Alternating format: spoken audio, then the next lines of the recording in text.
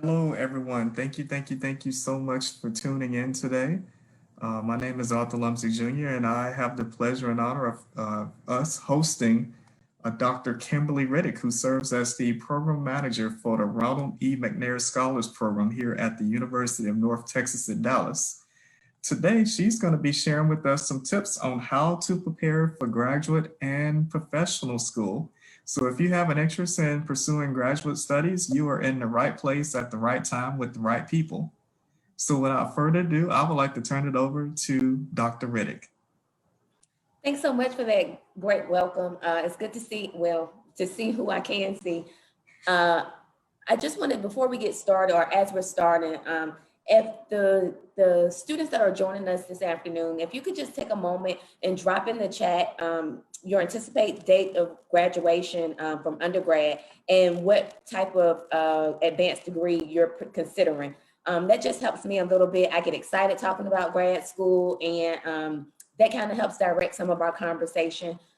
Throughout this presentation, feel free to raise your hand, or I'm going to try to monitor the chat as well. Interject with the questions that you have, because there's so much ground to cover. We only have an hour here together. And I'm going to also provide my contact as well, so that if you have some further questions, we can also interact with one another. So this is one of those commitment things. Grad school is definitely a commitment, and making the choice to pursue grad school is a big commitment, because it's almost like a part-time job. As we start to have this conversation, you'll start to see that things that are required to prepare just to go to graduate school, you're going to have to invest time. And if that's something that you really want, just like making the decision to pursue your undergraduate degree, it's going to have to be a priority. So really making the decision to commit is the biggest change that you're going to have. It's going to change from your promise into an actual reality. And just as a plug for the McNair Scholars Program, we are tasked with helping our UNTD students, especially our first generation students, to develop and execute a plan to attend graduate school. So we are here as a resource for you all, and we want you to reach out to us. We'll go through 15 recommendations today. By no means is this exhaustive. By no means are the things that we cover right here the prescription that you're going to need to be successful in applying and getting into grad school. They are suggestions that we like to put on the table for you to consider now. Okay. So the application process, one of the biggest things, we're going to get into all of these items, but the timeline is one of the biggest aspects of this, and I want to highlight it here because, like I said, it's almost like having a part-time job, and knowing your deadlines. It's imperative that you do your homework. You're going to need to know the deadlines for schools and kind of backfill on all the requirements that you need to have done in order to be successful at actually applying for grad school. Waiting till the last minute is not an option for applying to grad school. You're going to have to be on top of your deadlines, and it also, if you wait until the last minute, getting in may be an option, but getting funded is going to be even farther of a reality if you're waiting until the last minute. And application process, you need to know what's required from each program. I hope that you have options, or you're considering options, and knowing what each program requires is a job. You have to be organized and prepared and armed with that information so that you have it together. And planning to go to grad school starts sometimes years in advance. And we'll talk about some of those things that you can be doing in the time that you're working up to applying to grad school. Some of the biggest tips, or the best tips that you can have. Some programs do require an interview, so you need to be prepared. And a big part of being prepared is being able to articulate why it is you're even interested in their program. And for you to be able to articulate that, you again have to do your homework. You have to know what this program offers. Is this program even a good fit for you? And we'll talk about that a little bit more too. But you need to be prepared and armed, even in the interview process, especially because at that point, you're whittling down your choices. And you need to have questions, because it's not just the interview. It's not a one-way interview. It's not just about whether or not they want you. You need to be considering, is this the place that I want to be? Is this place going to foster my development and give me the things that I need in order to be successful in the next stage of my career? So the personal statement, I'm going to tell you from my own personal experience, from writing my own personal experience, as well as helping our scholars write their personal experiences. This is one of the biggest hurdles that a lot of students get to in the admissions process. And you'd be surprised how many students will let the personal statement defeat them and take them out of the mode of applying for graduate school. It always is going to come up, but you have to do your homework. A big part of writing your personal statement is being able to determine what it is that you're trying to bring to this graduate program, right? And in order to bring what it is that you bring to the study, what is your purpose for being there? Why do you want to be in this program? One of the key aspects that programs even look at is what research are you interested in? Is that program doing research that you're interested in? How can you advance the research in the work in the community that program is doing? And how can you move that forward, not only at that university, but in the community as a whole? What will be the impact that you bring to this body of work? What will be the impact that you bring to the communities of interest in your particular field of study? So again, you have to do your homework. You have to know what this campus, what this program offers, and how you fit into that picture. As well as with writing your personal statement, we have a lot of resources on our campus. Like I said, the McNair Scholars Program, we help our students, but as well career services. We've done some amazing work with Ms. Polk. They do drop-ins where you can act, or you can schedule appointments to have your personal statement reviewed and get some feedback as well. The Learning Commons also does feedback and critique with your personal statement.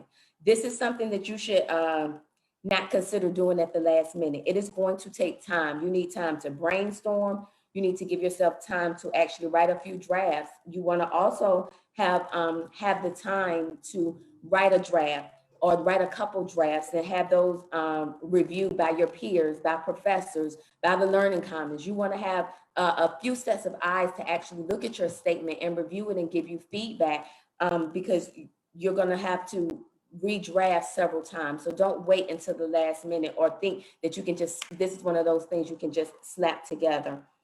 So there's two kind of categories of personal statements.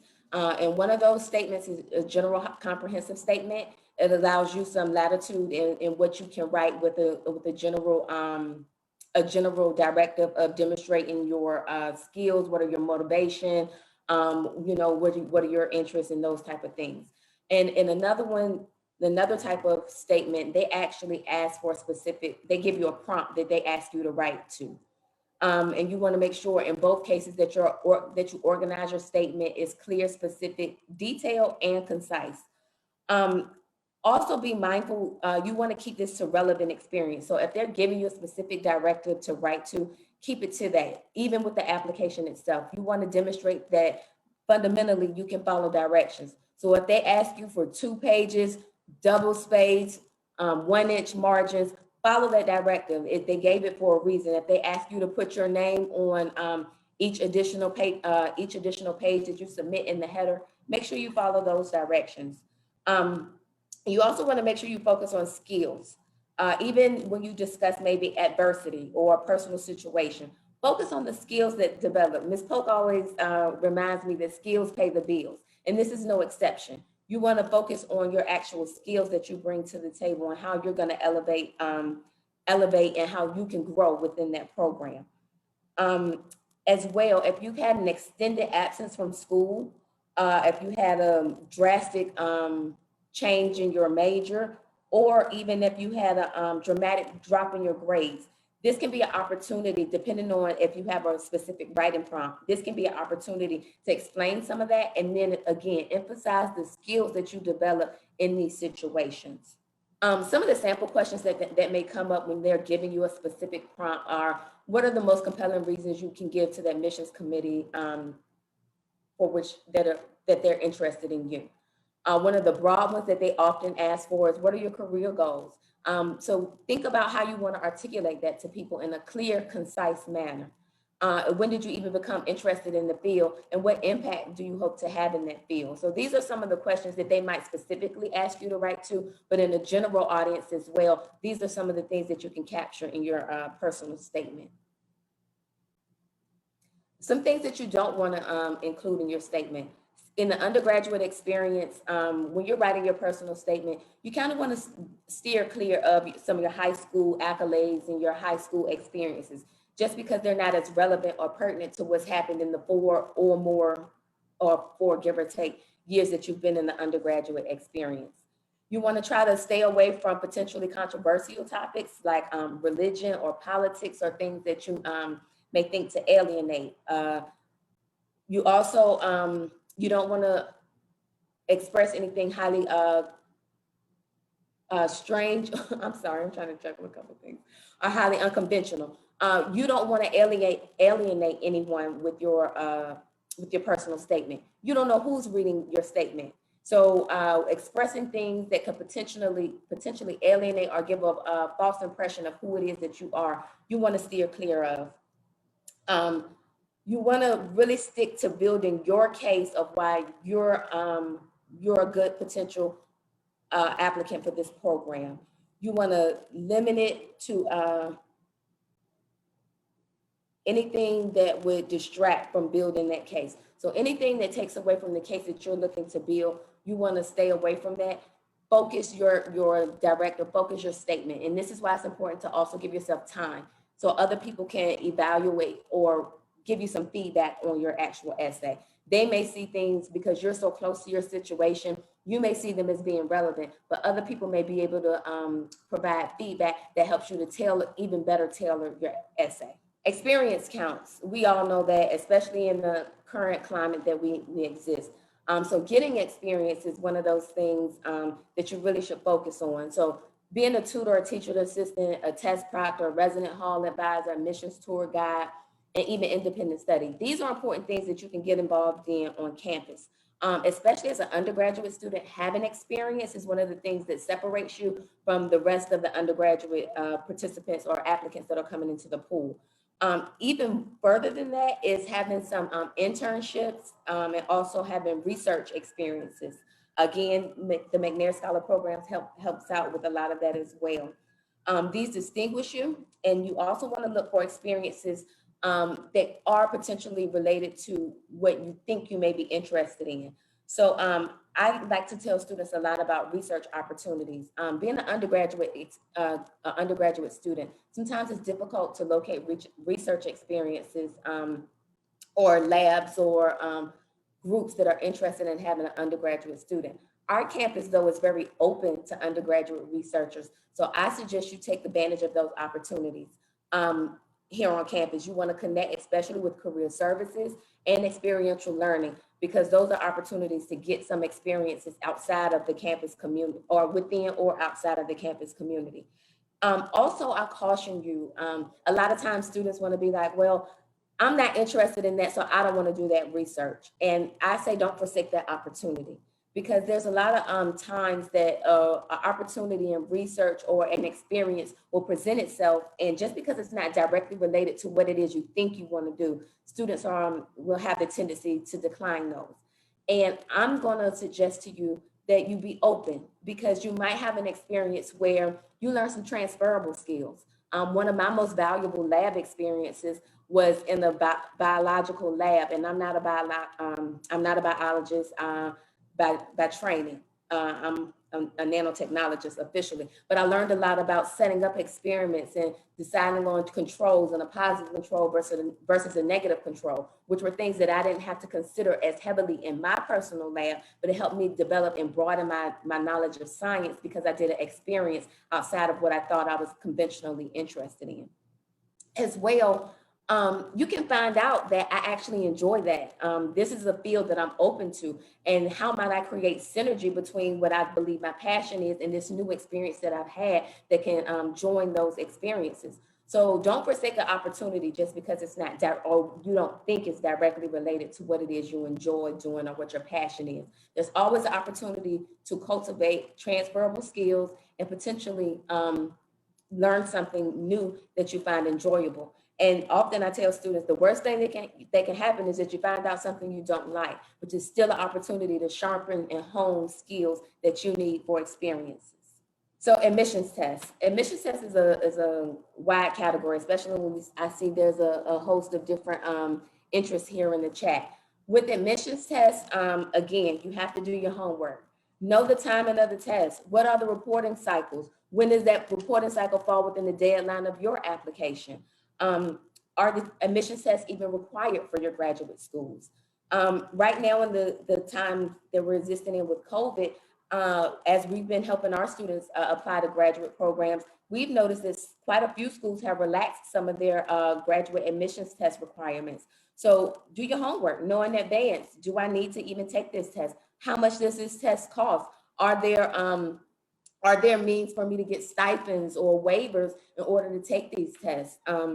These are the things that you need to know going in. You definitely want to register at least 6 weeks before the due date. I also recommend to my students, know the format of the test. Like for the GRE, you have to use the on-screen calculator. So practicing for the test, you want to practice in the same format that the test that you're going to take the test, so that you're not a fish out of water once you get to the site. So you want to practice in the same way that the test is administered.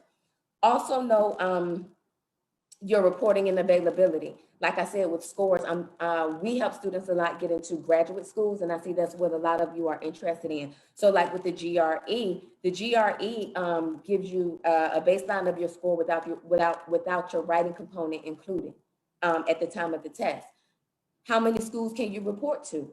At that time, they're free of charge, but when you have to go back and order score reports, that costs you. So again, you're incurring costs. Be aware of the structure of the test, how you have to pay for that test, what options that you have to help you pay for that test, and how to effectively take that test. Also, give yourself time. Sometimes when you take a test, some of us are better at taking tests than others. Give yourself a chance to, if possible, if need be, to retake that test, because you might not get the score that you were interested in, or the score that's on par with the schools that you're interested in, and you may have to revisit that. So give yourself time to actually have that in your plan for approaching school. So the actual forms, follow instructions carefully. I have to say that's one of the most fundamental ones, but it's one of the most important ones. At the very least, you want to demonstrate that I know how to read, I know how to comprehend, and I know how to follow directions, right? So make sure you follow the directions that the application gave you. Also, be aware of any fees that are required for actually applying to schools. When I work with my students, we come up with a range of schools, from their dream schools to their schools that they're sure bet for. How much does it cost to apply to each one of those programs? The benefit for McNair scholars is we help them get fee waivers because McNair is a nationally renowned program. But knowing whether or not an application is required, a fee is required, and whether or not you can actually get a waiver or a reduction in the price for that application is important. So you want to give yourself the benefit of that knowledge as well. With your reference letters, this is a big one. I often tell students, select individuals, when you ask them if they can write you a strong letter of recommendation. You want something that distinguishes you as a strong candidate for a program. So you definitely want to make sure you ask somebody who's familiar with you, that they can write a detailed letter on your behalf. Be specific about your goals. I tell my students often, make it easy for your recommender. Okay, so provide them with the information that they need. Make sure you provide them a resume or a CV. Make sure that they know about any abstracts or research that you've done. Let them know whether that's via conversation or via email or what have you. Let them know what your interests are, your career interests are, what your research interests are, so that they can kind of speak to that in the letter, because you want to have a strong letter that distinguishes you from the crowd. As well, give your recommender time to actually complete the letter. I sometimes say I recommend to people who ask me for a letter of recommendation to give me a false deadline that's 2 weeks ahead. That gives me a chance. I try not to be that person, but in the event that I get busy and I'm working towards a false deadline that's 2 weeks ahead of the actual deadline, I can still make the deadline that the student needed from me. And friendly reminders don't hurt. Follow up with your recommender. Is there anything further that I can provide you to help to make writing my letter easier? My deadline is at this time. I just wanted to remind you of that. And there's nothing wrong with that. You want to follow up because your application is not complete without these letters of recommendation. And also give yourself a list of recommenders. So if the application is asking for 2 letters of recommendation, give yourself maybe 4 or 5 recommenders. Come up with a list of people that you know that can write you a strong letter, just in case anything might fall through with any of your other recommenders that you asked to be the first 2. Transcripts is one of the more easy options to get in with your application package. But again, time is one of those key things. At least give 2 working days to process your transcripts and send those directly, because an official transcript has to come from the university and be sealed. But be mindful of that. So don't cut it too close. If you know that you're one of those people, I should push that out, give myself a little more time. Give yourself a week, give yourself 2 weeks in order to get those transcripts in. But the transcript request has to be in writing. So make sure that you follow up on that system. And our university even is continuing to evolve. So the process for how you secure a transcript, even in the 3 years that I've been here, has changed over time. So make sure you know what that process looks like. Don't be caught off guard by something so minute. Be aware, and again, doing your homework is one of the best things you can arm yourself with. So let's talk about some of the overall general timeline here. So if you're a junior right now, so if you're a junior, you're expecting to graduate in the next academic year sometime. You should be looking at areas of study, different programs that you might be interested in. You want to develop and prioritize the list of programs that you want to apply. Again, take those admissions tests as early as possible. Start practicing those tests. Find the resources to help you develop and be ready to take those tests. And then develop a rapport with your recommenders. Being a junior, you have a little bit more time. So if you haven't been going to office hours, or if you haven't been going to recitation, or especially it's a little bit more difficult now that we're completely virtual, you want to take the time to invest in a relationship with your professors, not just because it's transactional and that they can do something for you, but it also benefits your education in the long run. So take advantage of building relationship with your professors, if you work on campus, even with your jobs off campus. Have a rapport with those people, because you're going to be asking them to do you a favor. And I often tell my students, writing a letter, especially a strong letter of recommendation, it takes time. So you want to be invested with that person for them to invest that type of time outside of their work schedule for you. And then start working on that personal statement. As I told you, that's one of the biggest hurdles I've seen students have with actually getting into grad school. The earlier you start, you are doing yourself a favor. Also take advantage of these during your junior year. Search out opportunities to do research or internships, especially at your schools of interest. There's opportunities to do summer research opportunities and different things of that nature at the schools that you're interested. So you can start looking around and seeing what opportunities are available, not only at UNT Dallas, but also at the schools that you're interested in. You might have the opportunity to even develop a rapport with a professor or a faculty member at the institution that you're interested in. And that can go a long way, as we'll talk about a little bit in the next slide. In your senior year, I hate to say it, guys, but by the time you're a senior, it's crunch time.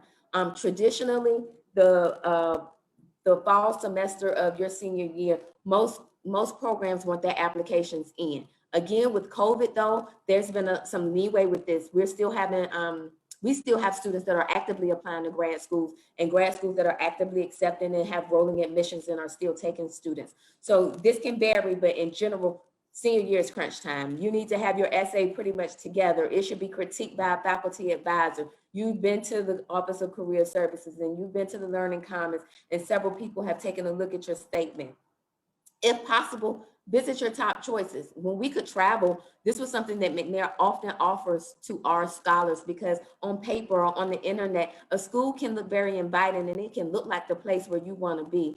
But once you are kind of nailed down in your choices, if you have the opportunity, visit that space. I know even when I was going away to school and deciding on my choices, I was Spelman bound. I was going to Spelman. There was no doubts about it. But when I went and actually visit Atlanta, Georgia, and was on the campus of Spelman, I changed my mind. I didn't feel like it was the place that I needed to be.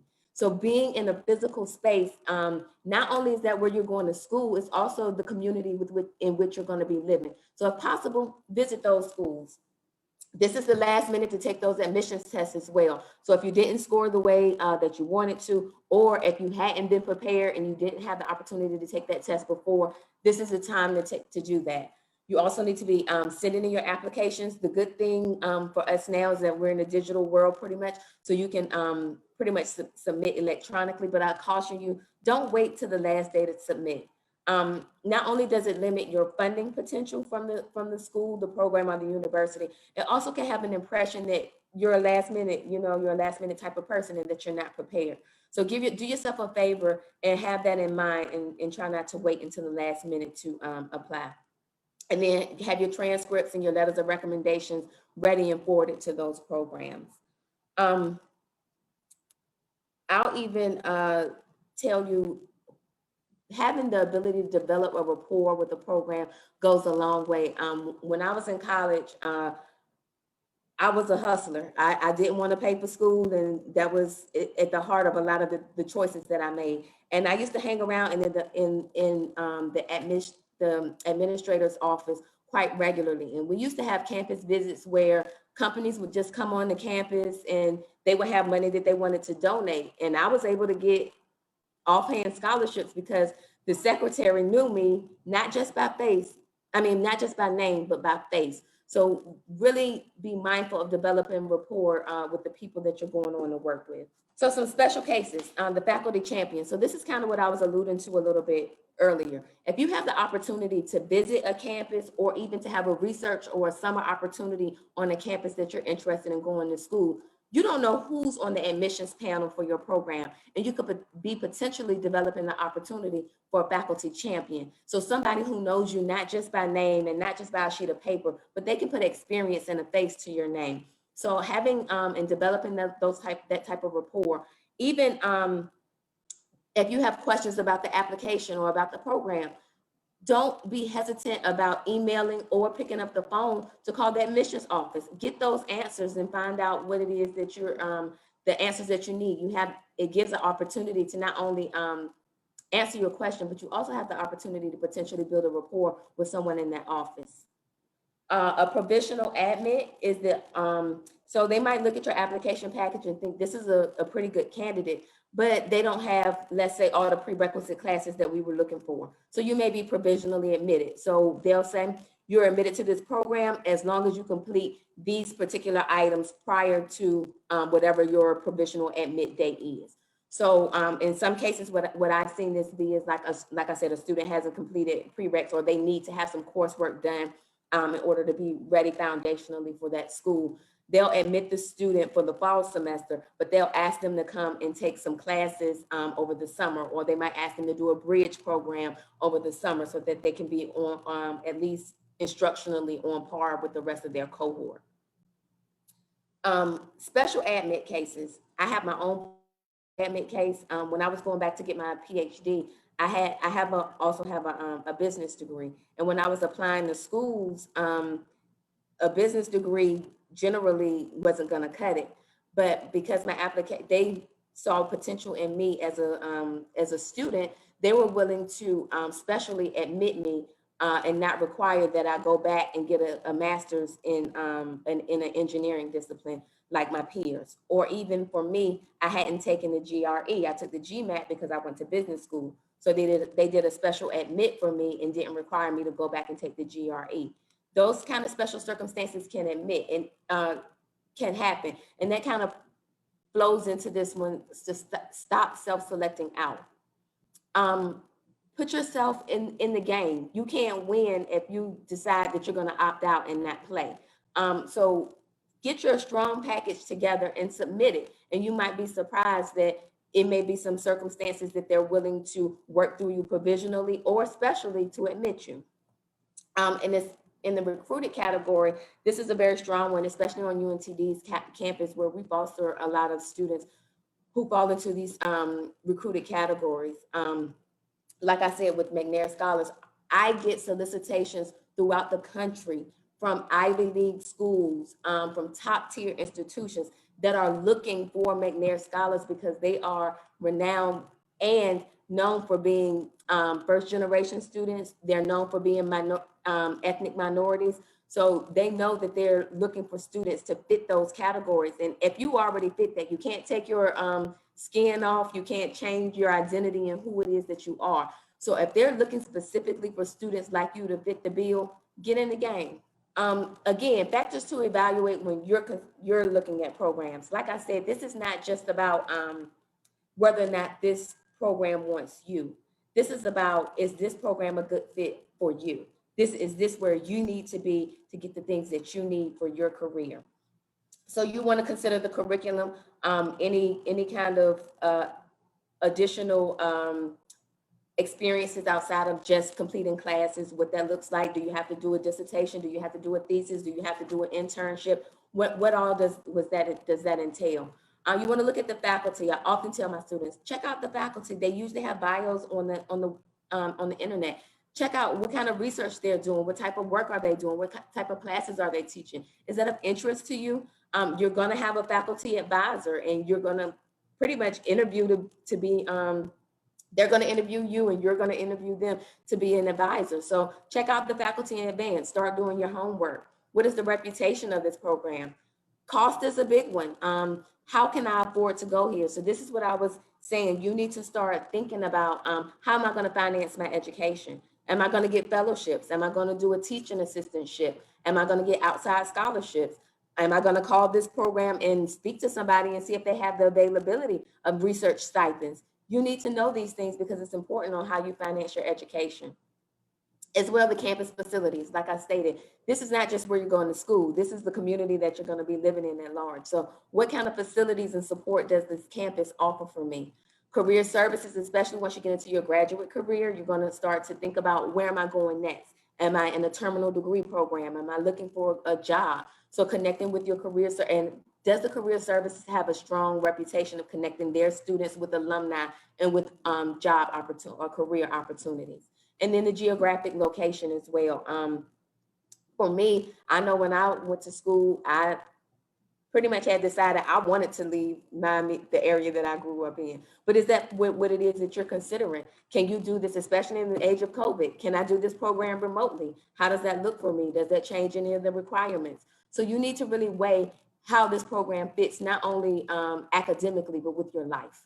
And I know this isn't news to any of you. Education pays. The more in general, the more education you have the opportunity to attain a higher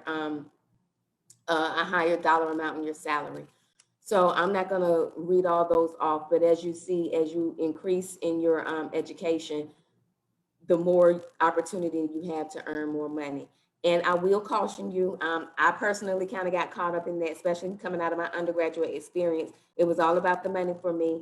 And I chose a job that it was paying the best, but I was not rewarded. I didn't feel good about the work that I got to do. And it caused me to have to go backwards to go forward.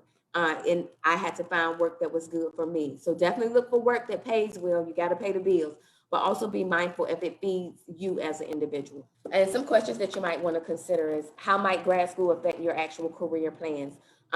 Does it open up opportunity, or does it narrow down opportunity? Because sometimes with advanced degrees, it can narrow your scope, and sometimes it can narrow your career potential. It can start to say, are you overqualified for certain jobs?